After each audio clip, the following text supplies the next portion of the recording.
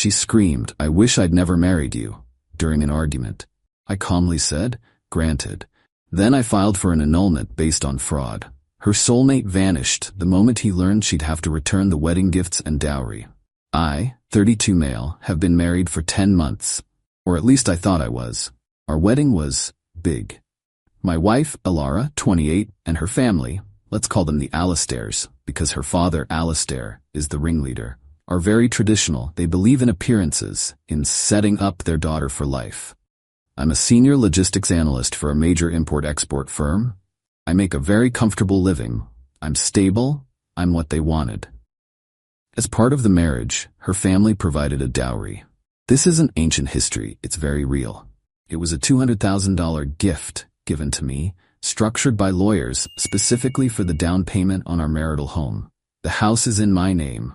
The mortgage is in my name. I pay the mortgage. This $200,000 was their contribution to secure the union.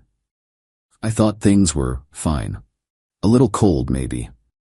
Alara seemed distant since we got back from the honeymoon. She was always on her phone, always reconnecting with old friends. She wasn't working, claiming she needed to decompress from the stress of the wedding. I was paying for everything. Her car, her wellness spa days, her high-end clothing deliveries. All on my credit card, which I gave her an authorized user card for.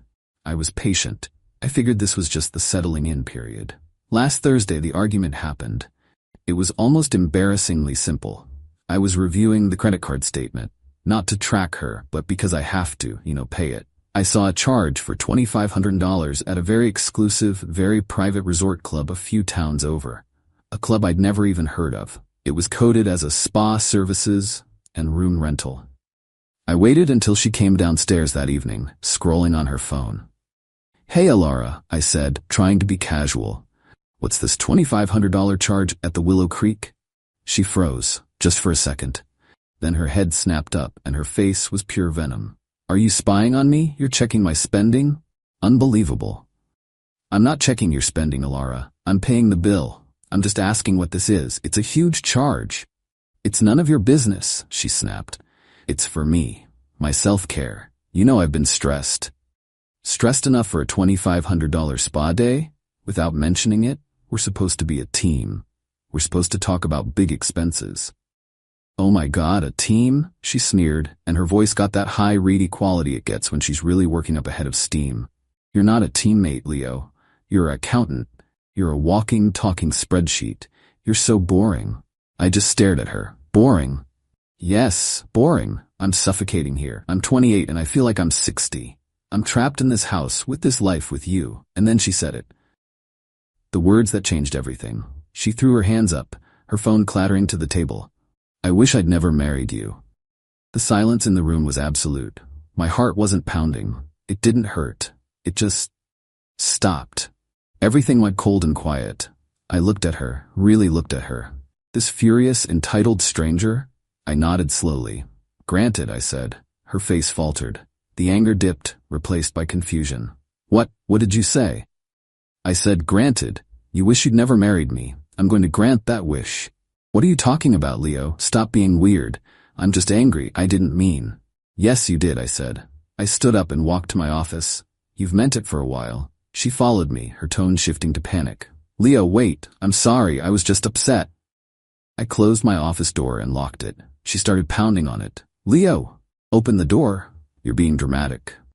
I sat at my desk and pulled out a file from the bottom drawer. The "in case of emergency" file. I wasn't surprised by the fight. I wasn't surprised by the boring comment, because for the last 6 weeks I've had a private investigator on retainer. The distant feeling was real. The constant texting was real. I'd found a second, hidden SIM card in her old jewelry box 2 months ago. I put it back, said nothing, and hired a professional. The PI, a no-nonsense guy named Mike, had been thorough. He confirmed Alara was meeting someone, a man named Julian, 30 male, her soulmate, an artist who, as far as I can tell, makes a living selling overpriced prints and consulting for brands. But here's the kicker. Mike didn't just find a current affair. He dug deep. He found emails. He found text message backups. He found proof that Alara and Julian were together before our engagement. They had a fight. He couldn't commit. She got engaged to me, the stable option, to make him jealous. And then a month before our wedding, they got back together. There were texts. Texts like, "Just get through this, baby. Once you're married, you'll have him locked down.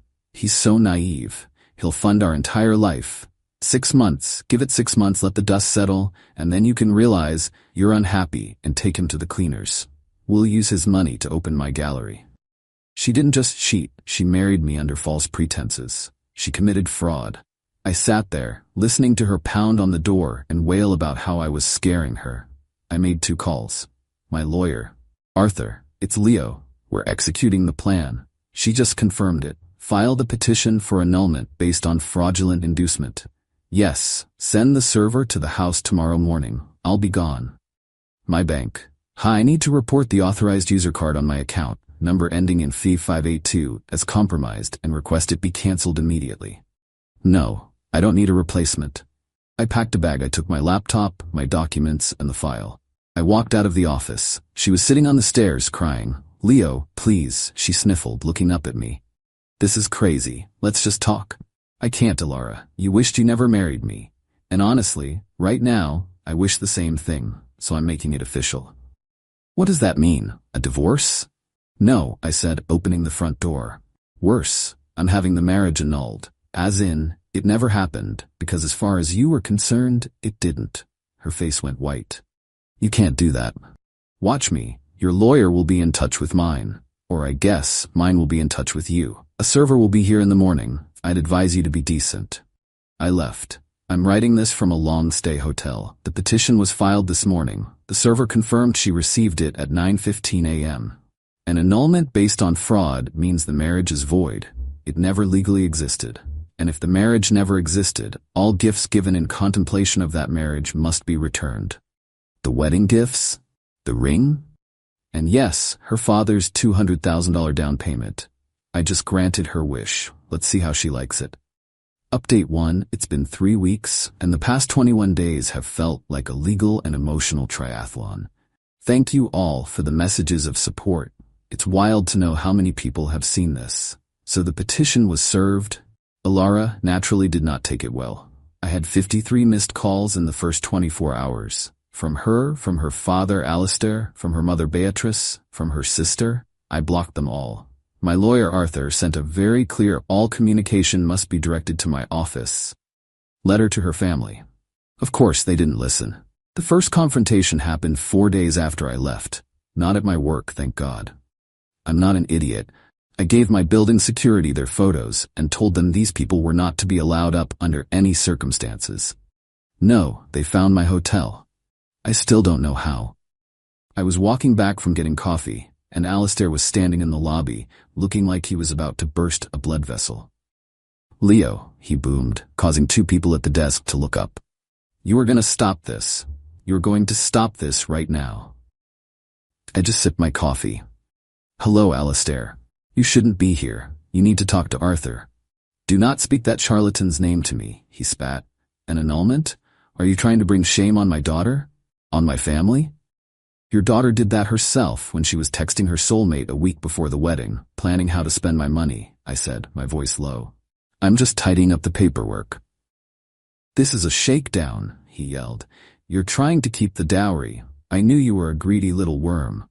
"Quite the opposite, Alistair," I said, smiling pleasantly. "I don't want your money. I'm going to give it back to you. Once the house is sold, that $200,000 comes off the top and goes right back into your bank account. Which of course means Alara gets, well, she gets what's left, which isn't much."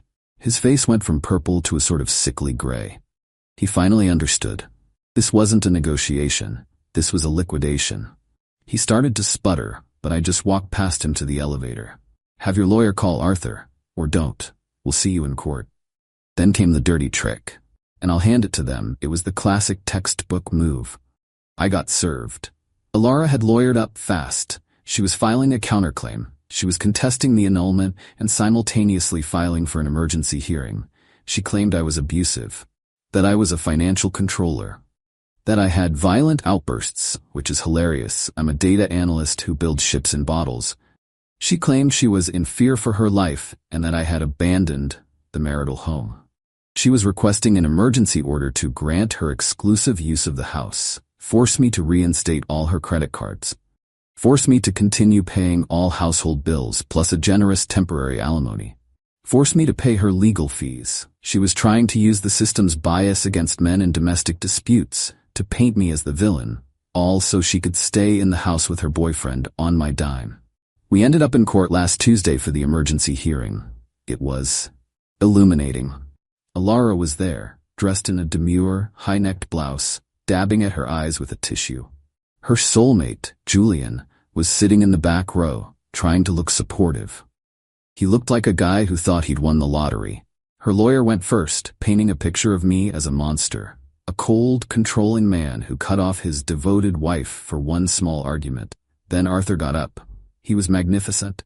"Your Honor," he said, his voice calm and clear, "my client is not here to argue about an allowance. We are here because this marriage is a legal fiction. It was a fraud from its inception." He then proceeded to introduce the evidence. Exhibit A, the PI's report. Exhibit B, a 40-page binder of printed text messages and emails between Alara and Julian. Arthur read one aloud. From Miss Alastair to Mr. Julian, 1 week before the wedding. "I know, baby, I can't wait either. Just have to get through this ceremony. He's so boring he'll never suspect a thing. Think about it. In a year we'll be in Greece, living off his salary. Just be patient." The judge, a woman in her 60s, slowly took off her glasses. She looked at Alara. Alara had stopped fake crying. She was staring at Arthur as if he'd just set her on fire. Julian, in the back, had gone pale. I could see him doing the math. Alara's lawyer jumped up. "Your Honor, that's circumstantial. It's an invasion of privacy. It's evidence of fraud, counsel," the judge said, her voice like ice. "And it directly contradicts your client's testimony that she was a devoted wife who had a momentary lapse. This was a plan." The judge looked at Alara. "Ma'am, you are asking this court to force a man you are actively defrauding to pay for your life, your bills, and your lawyer, while you are, presumably, housing your boyfriend in the very home he pays for?" Julian literally sank in his seat. The judge denied every single one of her emergency requests. Every single one. She didn't grant me exclusive use of the house, that would have to wait for the main hearing, but she denied Alara any financial support from me. No alimony, no credit cards, no legal fees. "You are both adults," the judge said. "The house will be dealt with in the final judgment, but I will not order Mr. Kincaid to finance what appears to be a criminal enterprise. Counsel, I strongly suggest you encourage your client to settle." Strongly. We walked out. Alara was hysterical. Alastair was screaming at her lawyer. Julian was already halfway to the parking lot. Final update. The end was faster and messier than I expected. After that hearing, the dominoes didn't just fall, they imploded. The settlement talks began immediately. Arthur, following the judge's cue, went in hard. He told Alara's lawyer that we had two options. Option A, we proceed with the annulment hearing. We will win. The judge will grant the annulment based on the fraud evidence. The court will then order the return of all gifts and the dowry. This will be public. It will be humiliating. And because Alara countersued with malicious and false allegations of abuse, we will pursue her for my legal fees. Option B. Alara agrees to an immediate, uncontested, no-fault divorce. But it comes with a binding separation agreement that mirrors the financial outcome of an annulment. The terms of the settlement were brutal and non-negotiable. Alara would waive all rights to any and all alimony, present and future. The marital home would be sold immediately. I would have sole control over the sale. From the proceeds, the $200,000 dowry would be returned in full to her parents, Alastair and Beatrice. The remaining equity, which, after only 10 months, was negligible, maybe $20,000, would be split 50-50. All wedding gifts would be returned to their original givers. His family's gifts to him, her family's gifts to her. The cash gifts from my side, which were substantial, would be returned by her, since they were in her possession, or be deducted from her share of the equity. She would be responsible for her own legal fees.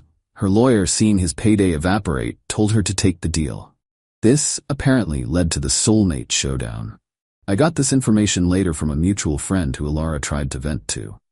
Alara, Alastair, and Beatrice had Julian over for a strategy meeting, i.e., a screaming match. Alistair laid it out. Alara was getting nothing, the house was being sold. The dowry was gone, the gifts were gone. Her credit cards were plastic bricks.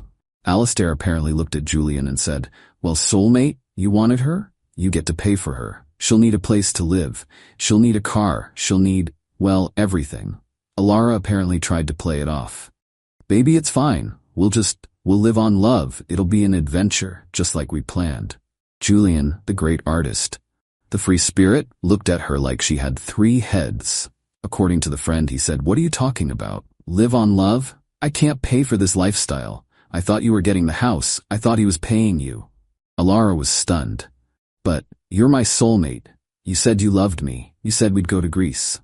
"Greece?" Julian laughed. "Alara, I can barely make rent on my studio apartment. I'm an artist. I need to be free. I can't be, tied down by all this." This was the man she'd torpedoed her life for. A guy who was in it for the free ride. The second he learned the Leo Express was no longer funding his art, he was out. He vanished. He packed his duffel bag, which I assume was all he ever moved into my house, and left that night. His parting text to Alara was apparently, "This is way too much drama. My muse is gone. I need to find my center." He didn't just ghost her. He spirit dusted her. The next day my phone rang. A new number. I answered wary. It was Alara. She wasn't angry. She was broken, weeping. Leo, please, he's gone. Julian's gone." "I'm sorry to hear that," I said. My voice was flat. "He left me. It was all a lie. He didn't love me. He just wanted the money." "Yes," I said, "that seems to be a common theme." "Please, Leo," she begged, and the desperation was awful. "I made a terrible mistake. It was him. He manipulated me. He pressured me. I never wanted to hurt you. I love you. Please, Leo, take me back. I'll do anything. We can fix this. Stop the divorce, please." I took a deep breath. For a second, a tiny stupid part of me felt pity. But then I remembered the text. "He's so naive, he'll fund our entire life." "I can't do that, Alara," I said. "The trust is gone. The respect is gone. There's nothing to go back to." "But I'll have nothing," she shrieked. "Where am I supposed to go? What am I supposed to do? You can't just throw me away." "I'm not. You did. You wished you'd never married me. And I'm a man who grants wishes. The settlement agreement is waiting for your signature. You have 24 hours, or we proceed with the public annulment. Goodbye." I hung up and blocked the number. She signed it. The last 2 months have been a blur of logistics. The house sold fast, thankfully. I wrote a check for $200,000 and mailed it, certified, to Alistair. I got a $10,000 check for my half of the remaining equity. Alara had to move back in with her parents. Her car, which I was paying for, was leased. I terminated the lease, and it was repossessed. She's driving her mom's old minivan. Her family, I've heard, is furious with her. Not for the cheating, but for the sheer incompetence. She didn't just fail. She failed in a way that cost them money and social standing. I'm in a new apartment. It's smaller, but it's all mine. It's quiet. I'm sorting through a mountain of legal bills which I'm paying myself. It cost a lot of money to not lose everything. I don't feel happy. I don't feel like I won. I feel excavated. Like I just survived something that hollowed me out. I feel numb, but I also feel free. I wasn't a husband. I was a target. A long-term investment she and her family were trying to cash in on. The $2,500 spa charge that started it all? It was a romantic getaway. For her and Julian. A little pre-celebration of the life they were about to steal from me. She didn't just wish she'd never married me. She acted like it from day one. I just made it a reality.